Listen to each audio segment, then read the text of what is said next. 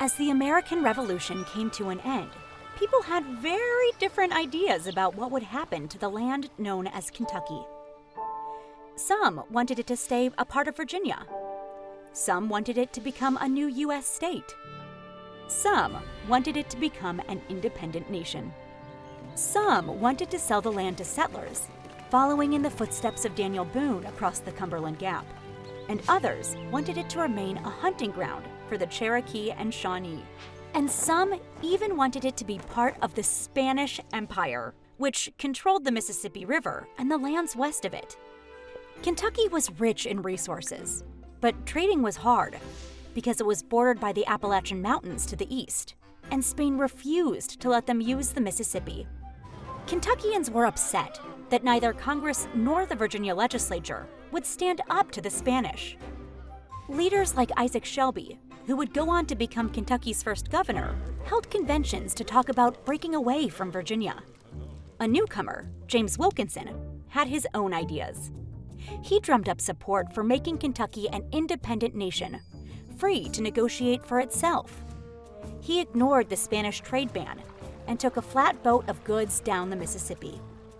In New Orleans, he met the Spanish governor Esteban Miró, but he proposed a different plan.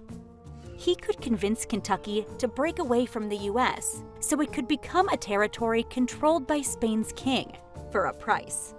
Wilkinson became a spy for Spain, codenamed Agent 13, reporting to the Spanish on Kentucky's plans as he rose in American politics, a secret only fully discovered after his death.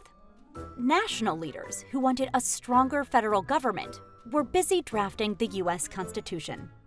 Virginia voted to approve it, but the Kentuckians voted no. That got Congress's attention. They knew they needed Kentucky on their side, so Congress passed a resolution supporting Americans' rights to use the Mississippi. As a result, even Wilkinson's friends turned away from his plan to leave the U.S. Plus, Spain agreed to open the river if they received a tax. Promises from national leaders to protect their rights convinced Kentuckians to join their cause.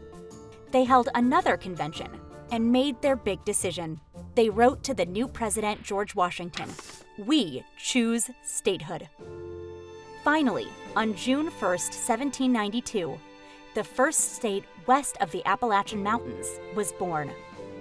Welcome to Kentucky.